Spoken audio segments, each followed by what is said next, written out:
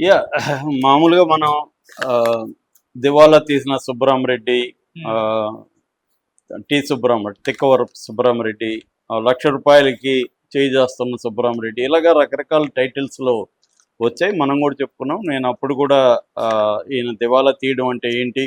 ఈయనకి ఎన్ని అప్పులున్నాయి? ఈయన కంపెనీకి ఇవన్నీ కూడా నేను చెప్పానప్పుడు.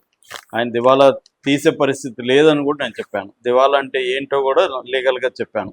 ఆహ్, సో, ఇప్పుడు ఈరోజు మార్నింగ్ ఒక వార్త వైరల్ అవుతుంది. అదేంటంటే సుబ్బరామరెడ్డి దీని నుంచి గట్టెక్కిపోయాడు. దివాలా అనేది లేదు. ఆయన హ్యాపీగా బయటపడిపోయాడు అన్న వార్తలు వస్తున్నాయి. అసలు బయటపడ్డం అంటే ఏంటి? ఆయన అప్పులు ఎన్నున్నాయి? అప్పుల్ని ఎలా ఆయన తీర్చాడు? ఈ విషయాల గురించి మాట్లాడుకోవడం చాలా అవసరం. ఎందుకంటే ఈ దేశంలో బ్యాంకింగ్ వ్యవస్థ అనేది, ముఖ్యంగా పబ్లిక్ సెక్టార్ బ్యాంక్స్ అనేది ఎవరికి ఉపయోగపడుతుంది? పేదలకా? ధనవంతులకా? ఇండస్ట్రియలిస్టులకా? మోసం చేసేవాళ్ళకా? అనేది చాలా ఇంపార్టెంట్‌గా తెలుసుకోవాలి. ఎందుకంటే మనం బ్యాంక్‌లో లోన్ ఇవ్వాలంటేనే 1,00,000 వ్యవహారాలు చూస్తాడు. చూసిన తర్వాత మనకి 10,00,000 20,00,000 లోన్ కోసమే మనం నానా బాధలు పడి తీసుకుంటాం. హ్మ్. తీసుకున్నాక కట్టకపోతే మనల్ని తోలు ఒలిచేస్తారు. మామూలుగా ఉండదు. అలాంటిది మ వేల కోట్లు అప్పులు ఎగ్గొట్టేసి హ్యాపీగా తిరుగుతున్నారు చాలామంది. అది ఇవన్నీ తెలుసుకోవాలంటే ఒక కేస్ స్టడీగా మనకి సుబ్బరామరెడ్డిది ఉపయోగపడుతుంది. సో, ఈ ఈయన బయోగ్రఫీ గతంలో డీటెయిల్‌గా కూడా చెప్పాను. ఈయనది 3 ముక్కల్లో చెప్పాలంటే నెల్లూరు. వీళ్ళ నాన్న బాబురెడ్డి, అమ్మ రుక్మిణి. ఈయన చిన్నప్పటి నుంచి అమ్మ ఇన్‌ఫ్లూయెన్స్ ఉండేది.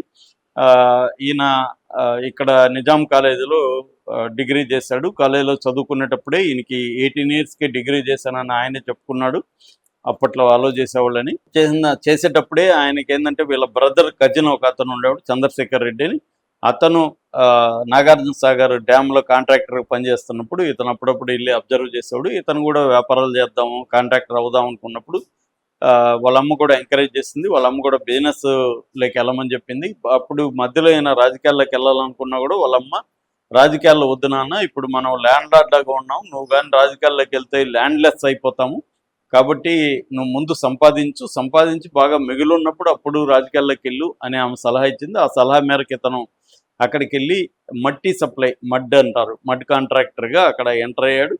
దాంట్లో సక్సెస్ అయ్యాడు. అలాగే మిగతా రాష్ట్రాలకు విస్తరించాడు. దాని తర్వాత వైజాగ్ స్టీల్‌లో కాంట్రాక్టులు పొందాడు. వైజాగ్‌లో సెటిల్ అయ్యాడు. అక్కడ ఆయన వివిధ కల్చరల్ యాక్టివిటీలంతా పాల్గొనడంతో, భక్తి ఆయనకి విపరీతంగా శివభక్తుడు కావడంతో ఆయనకి పేరొచ్చింది. కళాబంధు బిరుదొచ్చింది.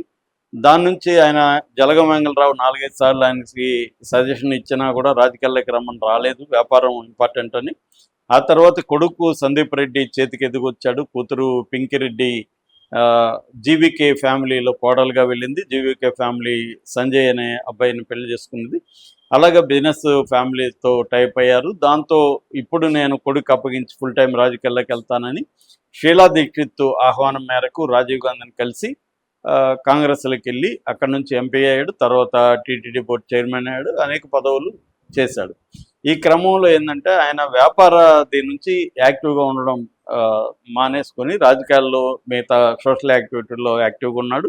సినిమాలు తీశాడు, ప్రొడ్యూస్ చేశాడు, ఇవన్నీ చేశాడు. హ్మ్. సో, ఈ క్రమంలో భార్య, కొడుకు, మిగతా వాళ్ళు వ్యాపారాలు చూసుకుంటున్నారు. వాళ్ళకి గాయత్రి ప్రాజెక్ట్స్ ప్రైవేట్ లిమిటెడ్ అనే కంపెనీ ఉంది. ఈ కంపెనీ నీ మోసం జరిగిందనేది కూడా మనం చెప్పుకున్నాం. 105 కోట్ల వరకు వేరే వాళ్ళు అప్పిస్తామని చెప్పి తానేకి సంబంధించిన ఇద్దరు మోసం చేశారు. వాళ్ళని అరెస్ట్ కూడా చేశారు. అయితే ఈ క్రమంలో ఏందంటే ఒక వార్త, ఇతను దివాలా తీశాడు, అప్పులైపోయిందనే వార్త ఎందుకు వచ్చిందంటే కొన్ని బ్యాంకుల దగ్గర వీళ్ళు ప్రాజెక్టుల కోసం డబ్బులు అప్పు తీసుకున్నారు. అప్పు చెల్లించలేదు. ఎంత అప్పు అంటే ఈరోజు వచ్చిన వార్త ప్రకారం, ఇది పబ్లిక్ డొమైన్‌లో ఉన్నదే చెప్తున్నా. హ్మ్. నేనేం రీసెర్చ్ చేసింది నాకు తెలీదు.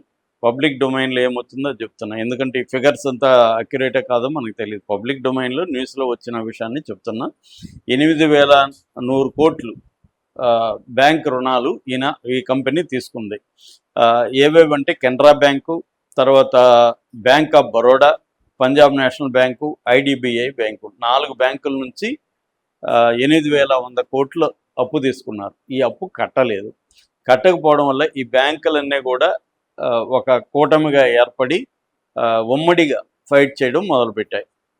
ఈ ఫైట్ అంటే బేసిక్గా ఏంటంటే వీళ్ళు ముందుగా దీన్ని ఐపీగా ప్రకటించుకున్నా, అంటే ఇన్సాల్వెన్సీ పిటిషన్ వేశారు. వీటిని దివాలాగా ప్రకటించండి, అప్పుడు ఏం చేస్తారంటే ఈ కంపెనీని వేరే వాళ్ళకి అమ్మేసి వాళ్ళు ఈ అప్పులు తీర్చేట్టుగా ప్లాన్ చేద్దాం అనేది వాళ్ళు అనుకున్నారు. కానీ ఇది 2022లో జరిగింది. 2022లో జరిగినప్పుడు 2024 వరకు కూడా ఎవరు ఈ కంపెనీని కొనడానికి రాలేదు, ముందుకు రాలేదు. దాంతో 2024లో వీళ్ళు ఏం చేశారంటే లిక్విడేషన్కి అనుమతి ఇమ్మన్నారు. లిక్విడేషన్ అంటే ఆస్తులు వీళ్ళే ఈ బ్యాంకులే నాలుగు కలిపి ఆస్తులు అమ్మేసి అప్పులు కట్టుకుందామని. అది నేషనల్ లా ట్రిబ్యునల్కి వెళ్ళిందనమాట.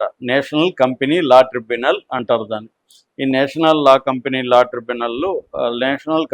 ట్రిబ్యునల్లో కేసు వేశారు. వేసినప్పుడు వీళ్ళు